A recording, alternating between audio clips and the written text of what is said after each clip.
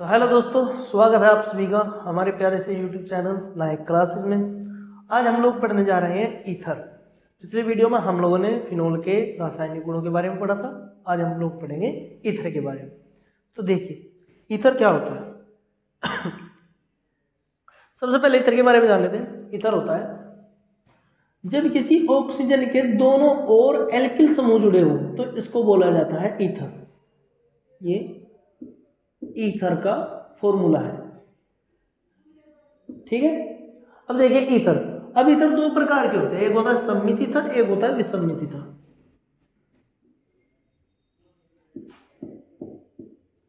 सम्मित ether, दूसरा विसम्मित ether. सम्मित ether में दोनों ओर एल्किल समूह समान मिलेगा, जैसे कि CH3 CH2 oxygen CH2 CH3। एक ऑक्सीजन इस तरफ भी इतनी कार्बन, उस तरफ भी इतनी कार्बन। और विसम्मित ईथर में क्या मिलेगा, एक तरफ ज्यादा कार्बन और एक तरफ कम कार्बन। एक तरफ दो कार्बन, एक तरफ एक कार्बन। या और भी छोटे बड़े ग्रुप हो सकते हैं, ज्यादा भी ले सकते हैं आप, जैसे कि CH3 CH2 oxygen CH2 CH2 CH3, ऐसे ज्यादा बड़ी कार्बन संख्या लिख सकते हैं विसम्मित ईथर।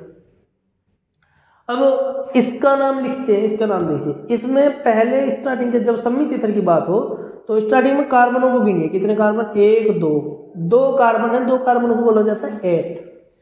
एथ के साथ ये ऑक्सी जोड़ दीजिए, इसमें क्या जुड़ा हुआ है, एथेन में क्या जुड़ा हुआ है, ऑक्सीजन, तो इसको बोल दिए एथोक्सी। एथोक्सी। और ये जो बचा दो कार्बन, इनको बोल दीजिए एथेन। दो कार्बनों को एथेन बोलते हैं तो इनको बोलेंगे एथेन, एथेन। अब जैसे कि दूसरा नाम लिख रहा हूं, CH3 CH2 CH2O CH2 CH2 CH3। ये सम्मित ईथर है, इस तरफ भी तीन कार्बन, उस तरफ भी तीन कार्बन। अब इसका नाम लिखना तो 1 2 3, तीन को क्या बोलते हैं, प्रोपोक्सी। अरे पोक्सी, प्रोपोक्सी प्रोपेन, ये इसका नाम हो गया। अगर एक आधा एग्जाम्पल और चाहते हो, देखिए जैसे CH3O CH3, तो इसका नाम बनेगा, एक कार्बन को क्या बोले, math plus oxy, methoxy, methoxy methane, ये इसका नाम है। अब आइए इसका नाम देख लेंगे इस तरफ, विसम्मित ईथर का। विसम्मित ईथर में जो छोटा एल्किल समूह, जिस तरफ कार्बनों की संख्या कम है, उस कार्बनों की संख्या को देखते हैं, गिनते हैं कितने कार्बन है उसमें, जिस तरफ कम है उनके साथ नंबर का काउंट करेंगे। जैसे एक कार्बन है तो मैथ, उसके साथ जोड़ देंगे ऑक्सी। अगर दो कार्बन है तो एथ, उसके साथ जोड़ देंगे ऑक्सी। छोटे एल्किल समूह में ऑक्सी जोड़ के लिखना। एक दो, इस तरफ ज्यादा कार्बन है, इस तरफ एक अकेला कार्बन है, तो अकेले कार्बन के साथ ऑक्सी जोड़ेंगे, ये बनेगा मैथोक्सी एथेन। अब जैसे कि इस तरफ देखिए, यहाँ एक दो कार्बन है, एक तरफ एक दो तीन कार्बन है, तो जो छोटा एल्किल समूह उसको लिखा पहले जाएगा। छोटा एल्किल समूह दो कार्बन एथेन। एथेन के छोटे एल्किल समूह के साथ ऑक्सी जोड़ दीजिए, एथोक्सी हो जाएगा ये, एथोक्सी। बचे एक दो तीन कार्बन, प्रोपेन, एथोक्सी प्रोपेन। इस प्रकार से सम्मित ईथर और विसम्मित ईथर का नामकरण किया जाता है।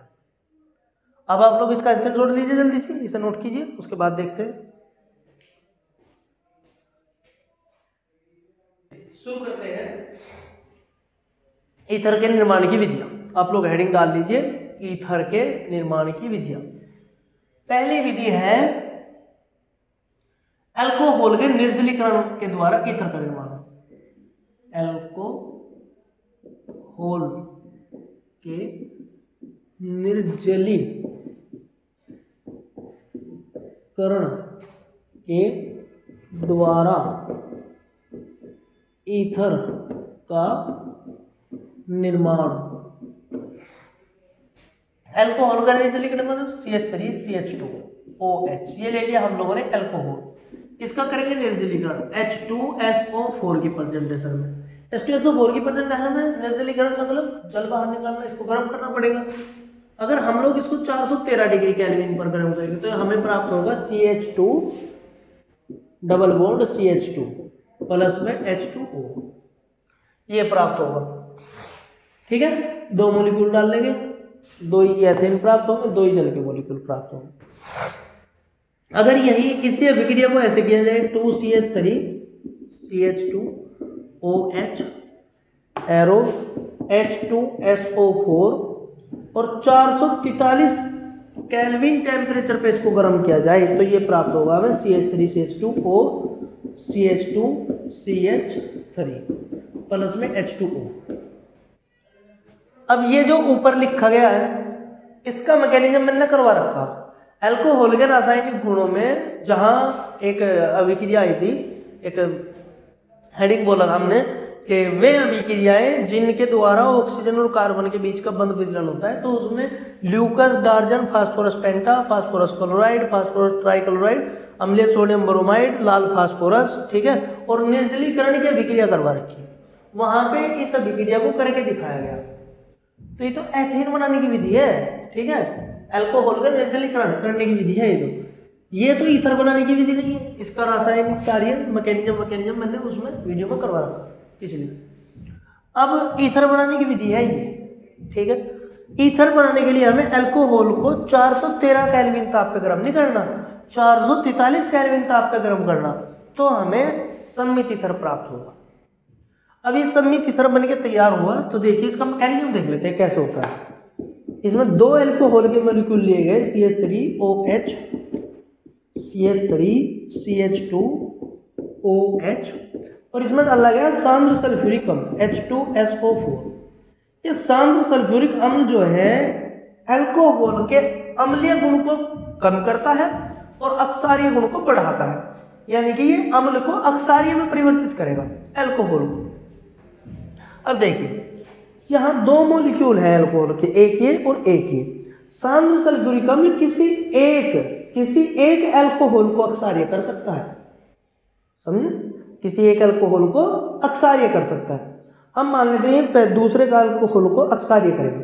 पहला अल्कोहल अम्लीय रहेगा, अम्ल रहेगा तो ये देगा H पॉजिटिव ऑक्सीजन नेगेटिव, और H2SO4 के कारण दूसरा जो मॉलिक्यूल है अल्कोहल का वो होगा अक्षारीय होगा तो ये ऑक्सीजन माइनस कार्बन पॉजिटिव।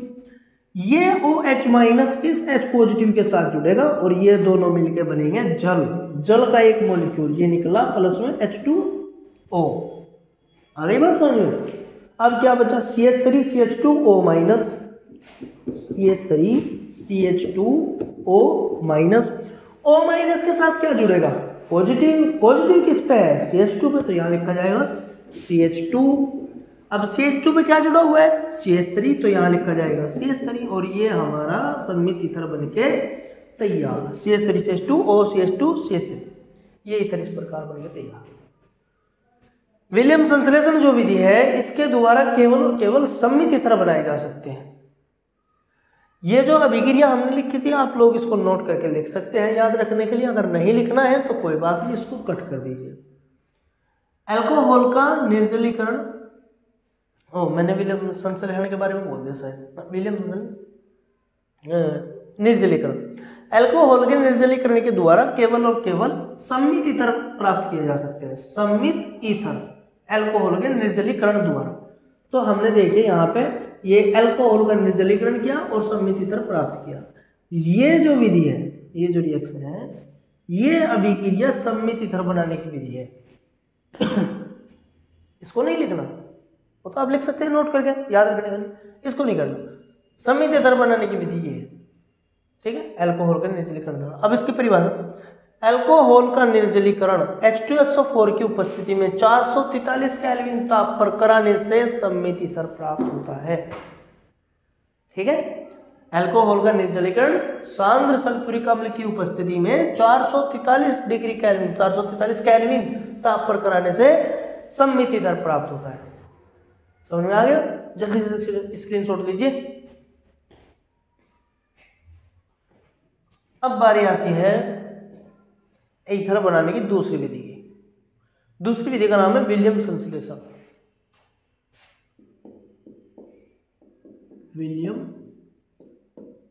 संश्लेषण विधि द्वारा सम्मित व विसम्मित ईथर का निर्माण। वैसे आप लोगों को अगर पेपर में पूछा जाए कि विलियम संश्लेषण विधि द्वारा ईथर का निर्माण कीजिए, तो आपको सम्मित और विसम्मित दोनों बनाने की आवश्यकता नहीं है, कोई सा एक प्रकार से आप ईथर बना के दिखा सकते हैं। ठीक है, चलिए मैं करता हूं यहाँ पे। इसमें होता क्या होता है इस विधि में सबसे पहले एक अल्कोहल लिया जाता है CH3OH। इसकी अभिक्रिया सोडियम हाइड्रोक्साइड के साथ करवाई जाएगी और ये बनेगा CH3CH2ONA प्लस में H2O। ये हुआ कैसे, मैं इसी अभिक्रिया में यहीं पे आपको मैकेनिज्म समझा दूं।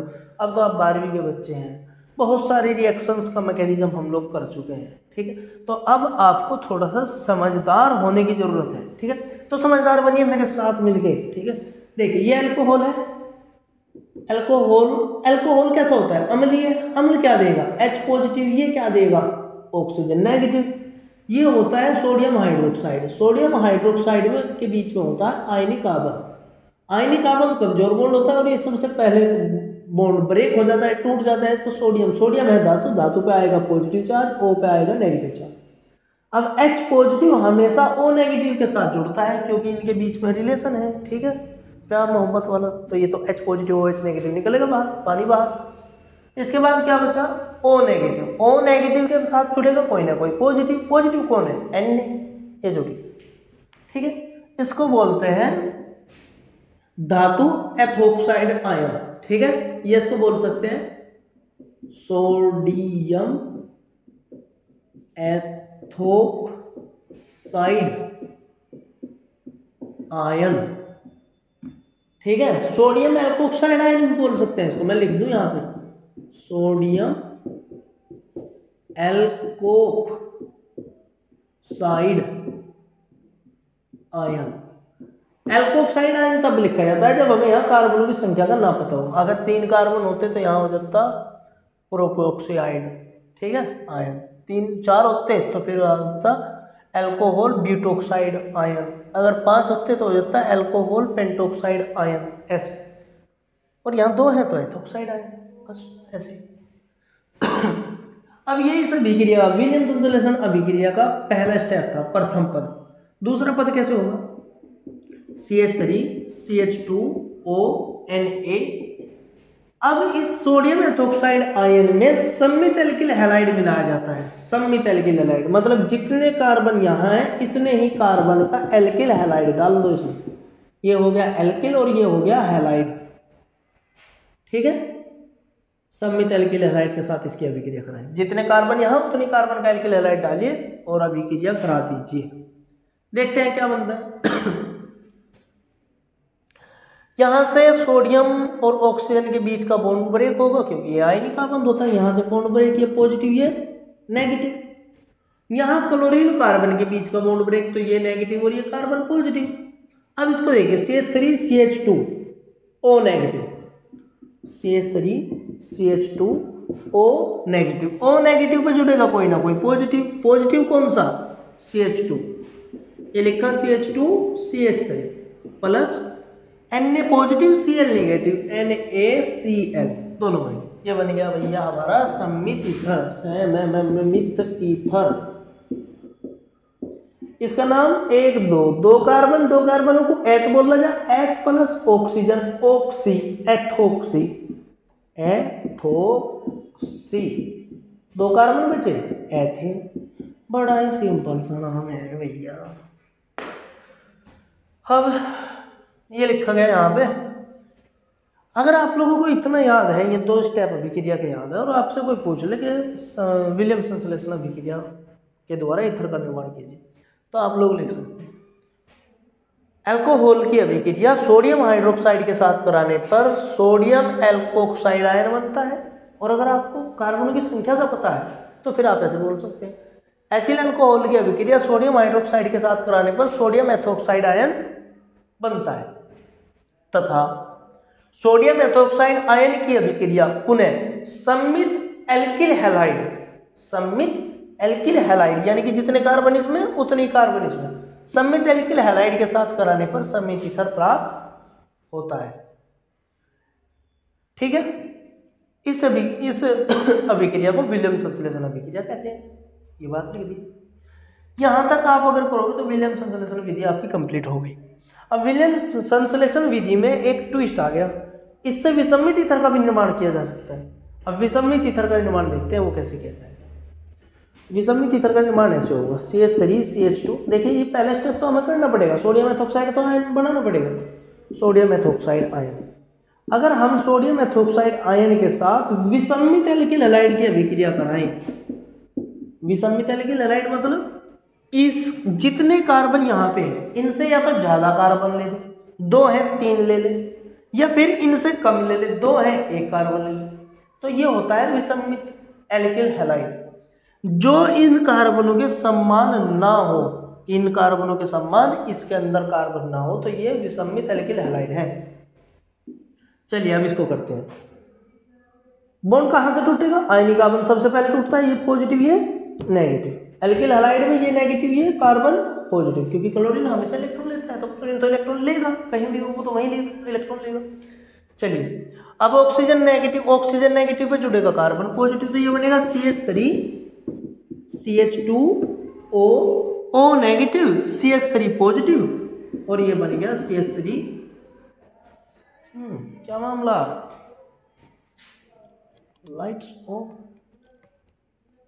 जलता रही है भैया, वीडियो बन जान दे यार। चलो मैं यार मजाक का टाइम है क्या?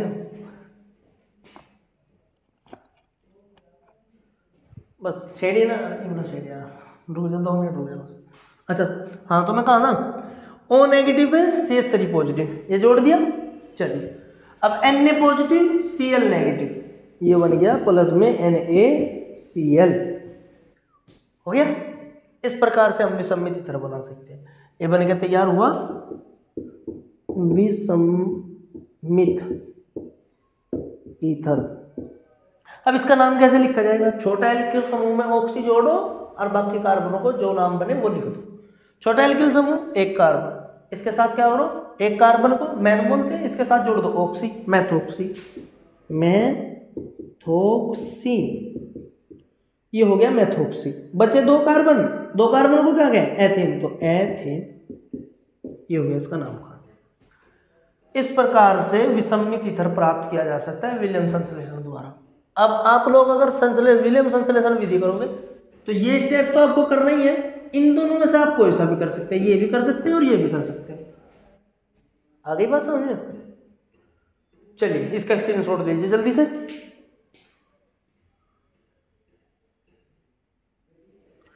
परिभाषा तो लिख लेंगे ना आप लोग। परिभाषा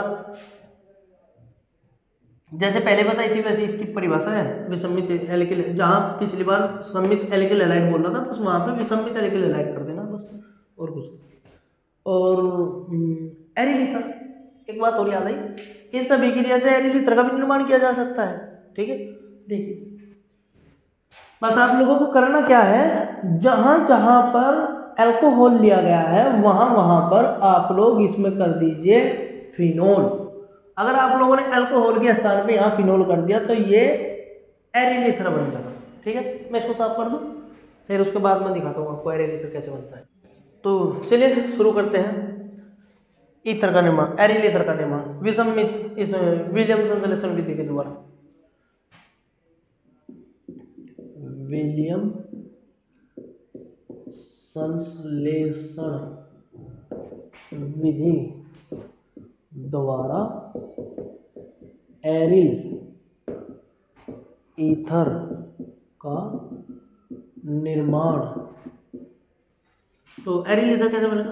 बस अल्कोहल के स्थान पे हम लोगों को फिनोल लेना, ये ले लिया हम लोगों ने फिनोल, प्लस में डाल देंगे इसमें सोडियम हाइड्रोक्साइड NaOH। अब फिनोल भी सोडियम हाइड्रोक्साइड के साथ अभिक्रिया करके क्या देगा? फिनोक्साइड आए। और ये अभिक्रिया तो मैंने उसमें भी करवाई थी अल्कोहल के अम्लीय गुण में, जहाँ अल्कोहल की अम्लता का उदाहरण दे रखा वहाँ पे भी हो रखी है अभिक्रिया।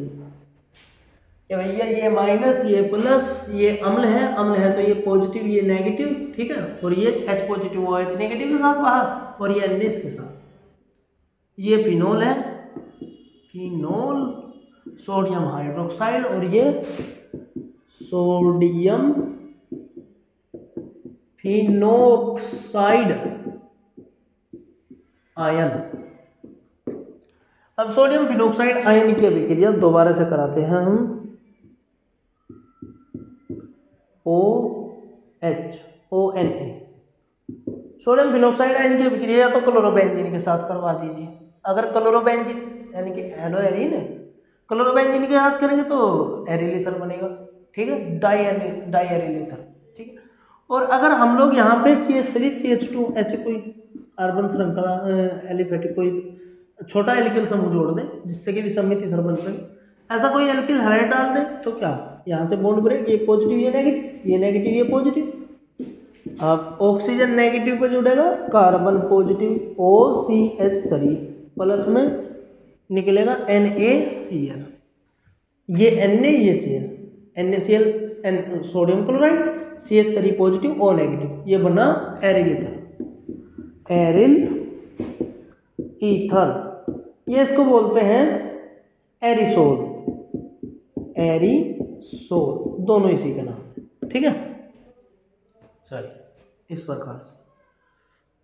और अगर आप लोग यहाँ क्लोरोबेंजीन डाल देंगे, चलो मैं डाल के दिखा दूँ, वरना कुछ बच्चे यहाँ बोल लेंगे भैया करके नहीं दिखाया। ONA, अगर हम लोग यहाँ पे इसके स्थान पर क्लोरोबेंजीन डाल दें तो क्या होगा, ये माइनस, ये कार्बन प्लस, यहाँ से ये प्लस ये माइनस, NaCl बाहर, NaCl बचेगा क्या, ये दो बेंजीन बचे, एक बेंजीन नीचे की ओर बना दिया और इस बेंजीन पे ऑक्सीजन है, ऑक्सीजन माइनस है, माइनस पे जुड़ेगा कार्बन प्लस वाला ऑक्सीजन। इस बेंजीन को पलट के उल्टा करके रख दूंगा, प्लस वाला सिरा नीचे कर दूंगा और नीचे का सिरा ऊपर कर दूंगा, तो ये बन गया डाईबेंजिल ईथर, डाईबेंजिल ईथर, इसको सम्मित ईथर भी बोलते हैं, ठीक है, बेंजीन का सम्मित ईथर। आ गया आप लोगों को समझ में, ठीक है। वैसे इसके बारे में कोई पूछता नहीं, विलियमसन सॉल्यूशन में आप लोगों को उसी के बारे में लिखना, ये तो मैंने बस बता दिया, वैसे हमारे सब्जेक्ट में है भी नहीं है, पूछा भी नहीं जाना, कोई पर्सन नहीं ऐसा आएगा आपके पास कि आप एरिल ईथर का निर्माण कीजिए, कोई पर्सन ऐसा नहीं आएगा, ठीक है। चलिए स्क्रीनशॉट लीजिए जल्दी से।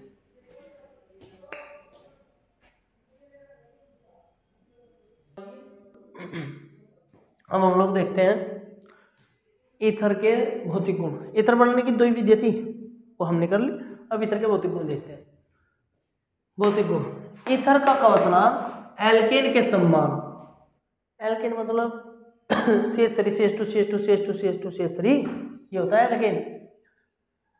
ईथर का क्वथनांक एल्केन के समान परंतु अल्कोहल एवं फिनोल से कम होता है, यानी कि ईथर अल्कोहल के अगर जितने टेम्परेचर पे एल्केन भाप बन के उड़ जाता है, क्वथनांक मतलब उड़ना, गलनांक मतलब गलना, उतने ही टेम्परेचर पे ईथर भी भाप बन के उड़ जाएगा। लेकिन इसका जो क्वथनांक है अल्कोहल तथा फिनोल से कम है, यानी कि अल्कोहल फिनोल को ज़्यादा टेम्परेचर चाहिए, वो ज़्यादा ताप पर गर्म करेंगे तो वे भाप बन के उड़ेंगे, जबकि ईथर अल्कोहल से कम टेम्परेचर पर ही भाप बन जाता है।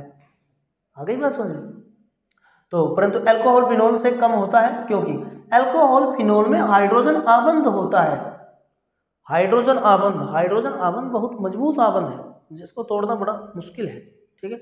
तो इसलिए ये तो भाप जल्दी से नहीं बनते अल्कोहल फिनोल, ये तो इनके बीच के जो बॉन्ड है आबंध है वो नहीं टूटते, तो ये भाप नहीं बनते। जबकि ईथर के बीच में हाइड्रोजन बॉन्डिंग नहीं होती, जिसके कारण उसके बॉन्ड आसानी से टूट जाते हैं, ठीक है, और वो जल्दी भाप में परिवर्तित हो जाता है, जबकि ईथर में ऐसा नहीं होता। तो ये पहला भौतिक गुण था। अब दूसरा, ईथर जल में विलय होता है, यानी कि ईथर जल में घुल सकता है, घोला जाता है, परंतु परमाणु भार अर्थात कार्बन श्रृंखला बढ़ने पर इसकी जल में विलयता कम होती जाती है। परमाणु भार मतलब कार्बनों की संख्या जैसे जैसे बढ़ती जाएगी तो ईथर भारी होता चला जाएगा और भारी ईथर जल में अविलय होता है, ठीक है। विलयता कम होती जाती है क्योंकि कार्बन जल विरागी होता है। और दूसरी बात ही बाहरी तो हो ही गया इधर, कार्बन भी तो जल विरागी होता है, मतलब जल से दूर हटने वाला, जल से नफरत करने वाला होता है कार्बन, तो इसलिए कार्बन को जल विरागी कहा गया। जैसे ही उसमें ईथर में कार्बनों की संख्या बढ़ेगी तो उसकी विलयता अपने आप ही कम हो जाएगी क्योंकि कार्बन जल विरागी है। तो आप लोग इसका स्क्रीनशॉट लीजिए जल्दी से। अब बारी आती है ईथर के रासायनिक गुणों की। ठीक है, अब हम लोग ईथर के रासायनिक गुण पढ़ेंगे। एक ही रासायनिक गुण है, ज़्यादा नहीं है, घबराइए ना। ईथर के रासायनिक गुण।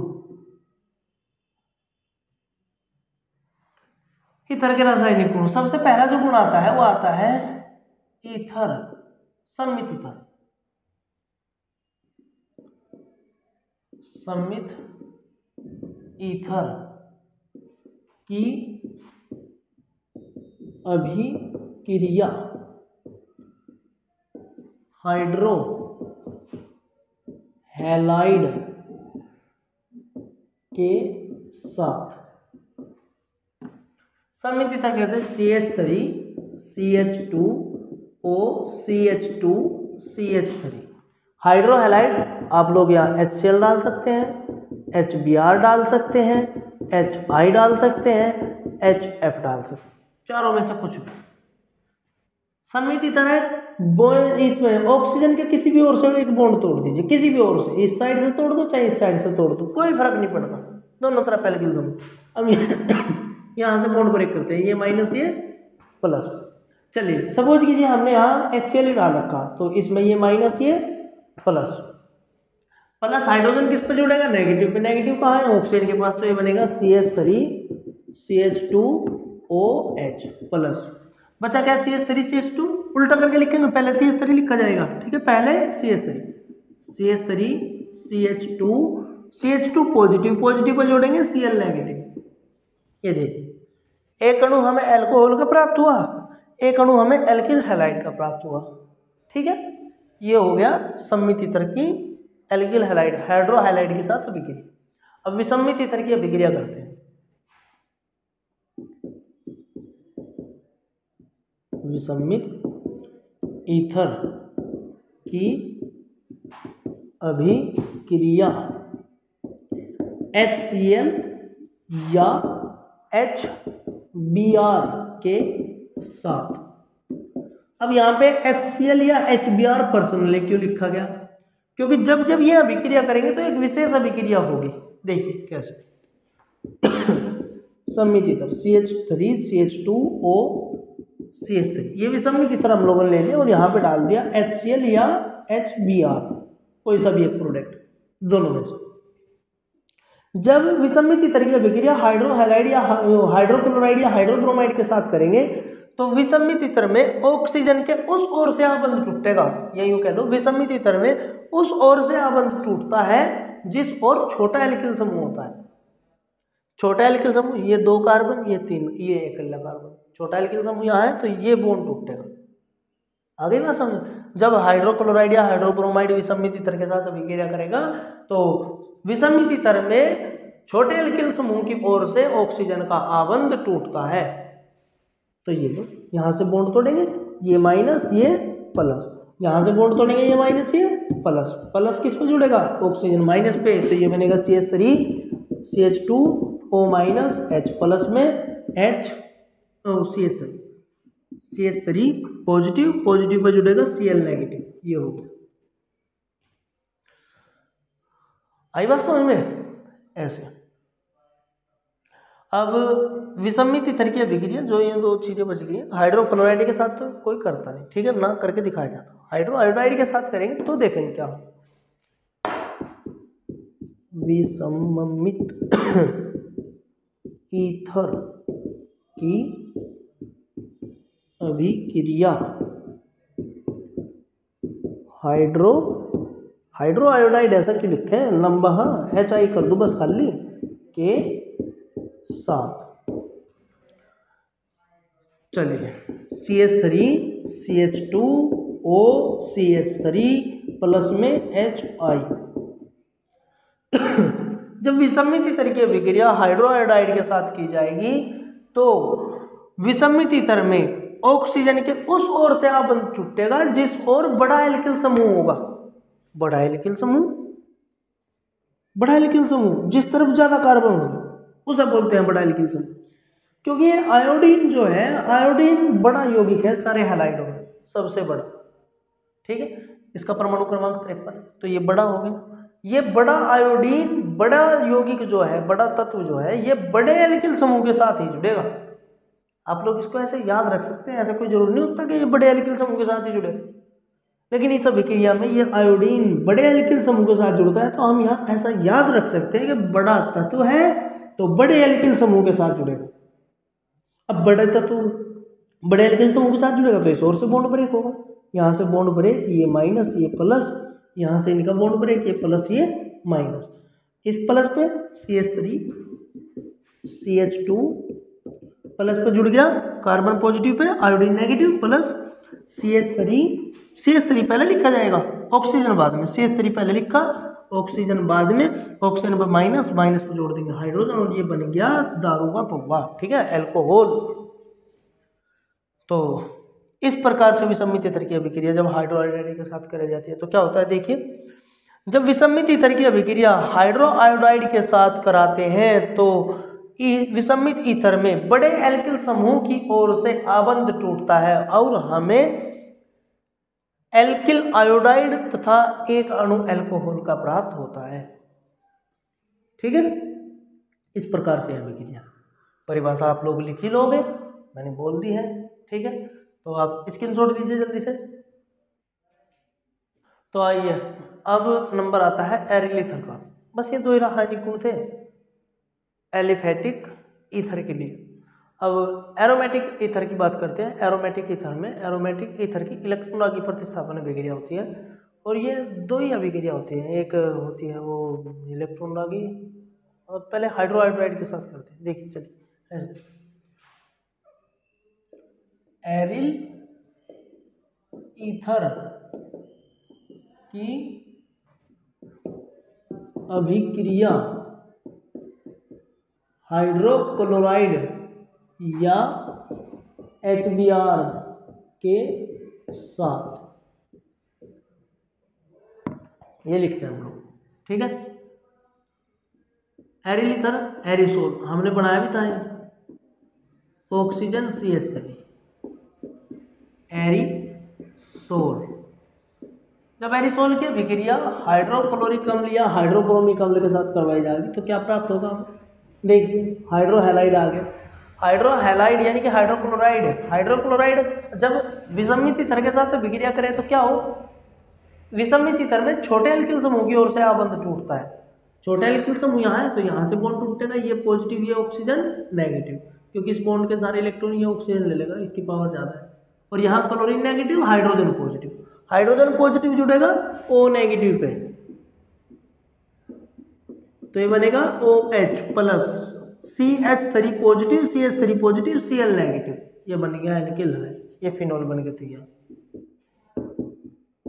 फिनोल। आ गई बात समझ में। अब आप लोग इसको फिनोल बनाने की विधि भी बोल सकते हैं। देखिए हो गए ना, एक तीर से दो निशान।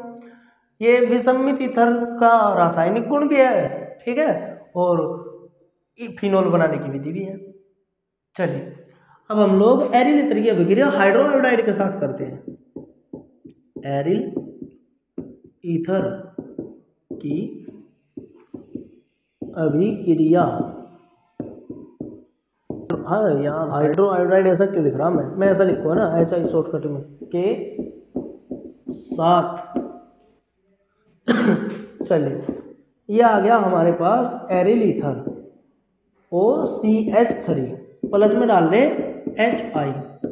अब हाइड्रोआयोडाइड है, हाइड्रोआयोडाइड के बीच का बॉन्ड तोड़ेंगे, ये माइनस ये प्लस।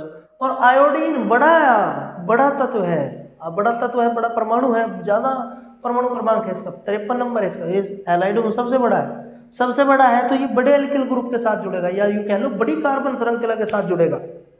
अब विसमित ईथर में बड़े ज़्यादा कार्बन किस तरफ है, बड़ा एल्किल समूह किस तरफ है, बेंजीन की तरफ, तो यहाँ से बॉन्ड ब्रेक होगा, ये माइनस, ये कार्बन प्लस पे जुड़ेगा आयोडीन, ये हो गया आयोडीन, और यहाँ प्लस में CH3 oxygen, minus minus oxygen पे पॉजिटिव हाइड्रोजन, ये बन गया अल्कोहल। ठीक है, जैसे पहले हुआ करा था ना, बड़े एल्किल समूह के साथ आयोडीन जुड़ेगा, ऐसे यहाँ पे हुआ बस। अब आप लोग इसको एरिल ईथर की अभिक्रिया आयोडाइड के साथ भी बोल सकते हैं, इसका रासायनिक गुण है, और यहाँ पे आयोडोबेंजीन बनाने की विधि भी बोल सकते हैं, इससे आयोडोबेंजीन प्राप्त हुआ। ठीक है, तो इसकी परिभाषा लिखी जा सकती है, जब हाइड्रो आयोडाइड की अभिक्रिया एरिल ईथर के साथ की जाती है तो एरिल ईथर में बड़े एल्किल समूह की ओर से बॉन्ड टूटता है और आयोडोबेंजीन प्राप्त होता है तथा एक अणु अल्कोहल का प्राप्त होता है। अगली बात समझ में, और इसका नाम एरिल ईथर या एरिसोल, ये इसका नाम। तो परिभाषा तो आप लोग लिख ही लोगे। ठीक है, इसकी परिभाषा कैसे बनेगी, जब एरिल ईथर की अभिक्रिया हाइड्रोक्लोरिक अम्ल के साथ कराई जाती है तो एरिल ईथर में बड़े एल्किल समूह की ओर से आवंत टूटता है तथा हमें फिनोल प्राप्त होता है। अगली बात समझ, ठीक, लीजिए स्क्रीनशॉट। अब बात आती है एरिल ईथर के दूसरे रासायनिक गुण की। दूसरा रासायनिक गुण है एरिल ईथर की अभिक्रिया हाइड्रोनाइट्रिक अम्ल के साथ, या यूं कह लो एरिल ईथर का नाइट्रीकरण, ये लिखेंगे हम लोग यहाँ पे एरिल ईथर OCH3, इसका नाम एरिसोल, प्लस में डाल देंगे HNO3 हाइड्रोनाइट्रिक अम्ल एरो, और हाइड्रोनाइट्रिक अम्ल के साथ क्या जरूरी हो गया H2SO4,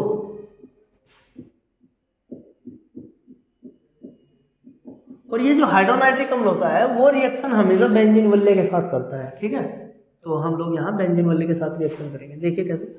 मैं यहाँ इसका मैकेनिज्म लिखता हूँ साथ के साथ, OCH3 प्लस में HON, ये हाइड्रोनाइट्रिक अम्ल की संरचना, यहाँ से इसमें बॉन्ड ब्रेक होगा, ये माइनस ये प्लस, और यहाँ से ऑर्थो कार्बन से हटेगा hydrogen, hydrogen positive carbon negative, carbon negative के साथ कौन जुड़ेगा NO2, तो यहाँ जोड़ देंगे NO2। अब ये NO2 मेटा पे आएगा, मेटा से ये पैरा पे आएगा, तो चलिए NO2 को पैरा पे स्थानांतरित कर देते हैं, ये हो गया NO2, प्लस में H पॉजिटिव OH नेगेटिव, जल बाहर, H2O पानी बाहर। ठीक है, चलिए अब इसका नाम लिखिए, नाम क्या, ऑर्थोनाइट्रो एरिसोल, ऑर्थोनाइट्रो एरिसोल, और इसका नाम पैरा नाइट्रो एरिसोल, ये इसका नाम। परिभाषा क्या लिखी जाएगी, परिभाषा बनेगी एरिसोल की अभिक्रिया या एरिल ईथर की अभिक्रिया हाइड्रोनाइट्रिक अम्ल के साथ सांद्र सल्फ्यूरिक अम्ल की उपस्थिति में कराने पर ऑर्थोनाइट्रो एरिसोल तथा पैरानाइट्रो एरिसोल बनता है। ठीक है, लीजिए स्क्रीनशॉट।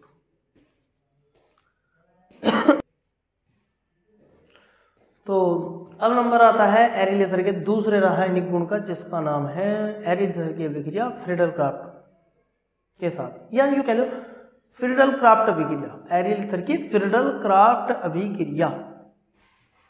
देखिए एरिल ईथर की फ्रीडल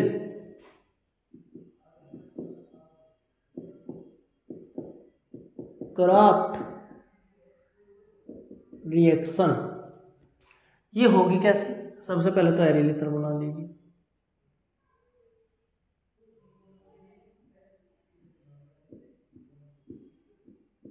OCH3 एरिल ईथर हो गया, प्लस में फ्रीडल क्राफ्ट भाई साहब ने दो अभिक्रिया दी थी, मैं पहली यहां लिख दूं और दूसरी यहां, दूसरी थोड़ी नीचे होगी, थोड़ा सा ऊपर कर दो,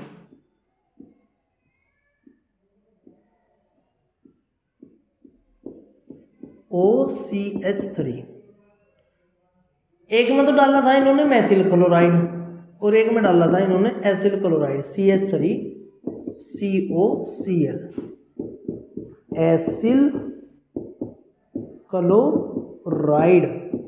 ये इसको एसिटिल क्लोराइड भी बोल रहे हैं, ठीक है, एसिटिल क्लोराइड, एरो एरो, इसका नाम मेथिल क्लोराइड, मेथिल क्लोराइड। और इसका नाम तो पता ही है, इसका नाम एरिसोल, दोनों का ही यहां पे रखा जाता है AlCl3, निर्जल एल्युमिनियम ट्राइक्लोराइड, निर्जल एल्युमिनियम ट्राइक्लोराइड। यहां पे भी ऐसे। अब यहां जो उत्पाद बन के तैयार होगा वो हम मैकेनिज्म से समझेंगे कि भैया यहाँ क्या कुछ कैसे बना। देखिए आइए, जब हम एरिसोल की अभिक्रिया मेथिल क्लोराइड के साथ कराएंगे तो ये जो अभिक्रिया है बेंजीन वल्य के साथ अभिक्रिया होगी। यहाँ ऑर्थो कार्बन से हाइड्रोजन हटेगा, हाइड्रोजन पॉजिटिव कार्बन नेगेटिव, इस कार्बन नेगेटिव के साथ यहाँ से हटने वाला कार्बन पॉजिटिव जुड़ेगा, तो ये बनेगा, यहाँ पे जोड़ दो CH3, नेगेटिव कार्बन के साथ जोड़ दिया, ऊपर OCH3 as it is plus में। अब ये CH3 घूम के कहाँ आएगा, नीचे की तरफ मेटा पे, और मेटा से कहाँ आएगा, पैरा पे, तो हम लोग इसको लिख देंगे पैरा पे, ये लिख दिया CH3 प्लस में H पॉजिटिव, ये Cl नेगेटिव, HCl के रूप में बाहर। अब इनका नाम लिखना पड़ेगा, इसका नाम बनेगा ऑर्थो मेथिल एरिसोल और इसका नाम पैरा मेथिल एरिसोल। आ गई बात समझ में? अच्छा जी, अब इसके बाद आता है ये एसिल क्लोराइड वाली अभिक्रिया। इसमें भी पहले मैं मैकेनिज्म लिखता हूँ, उसके बाद देखेंगे। OCH3 प्लस में CH3 C double bond oxygen Cl, ठीक है, ये बनेगा।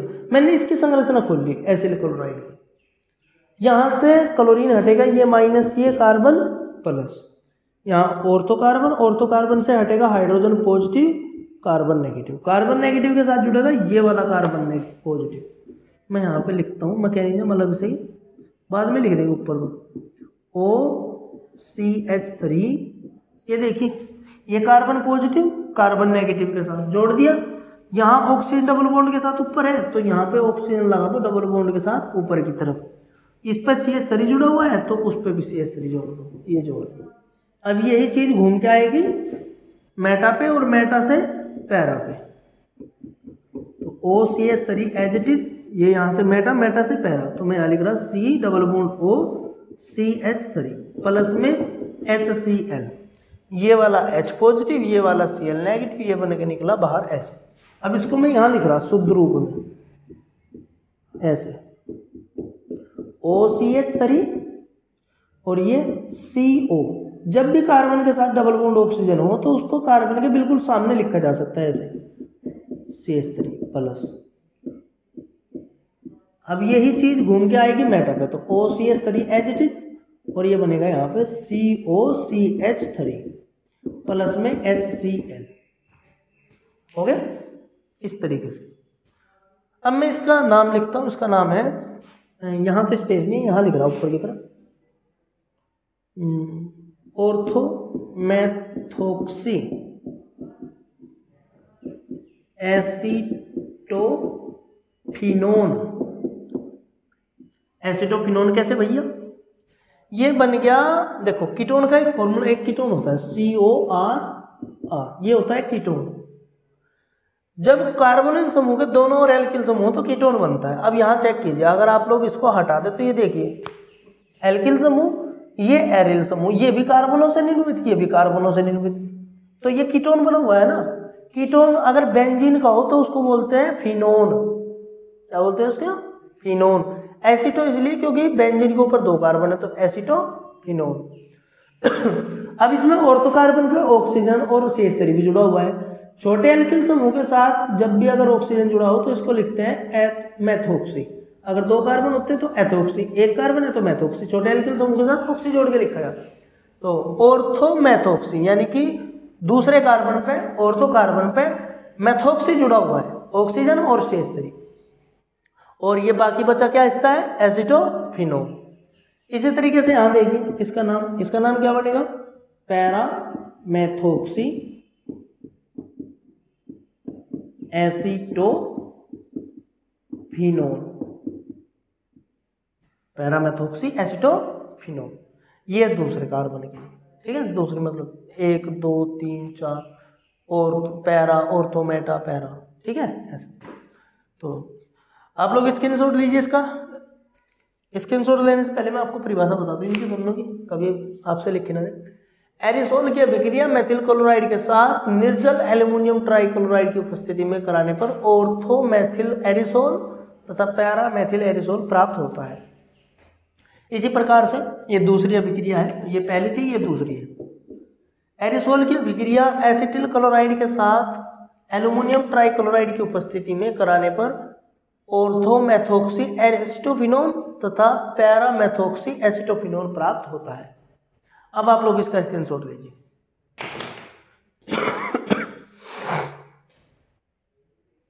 हो गया स्क्रीनशॉट।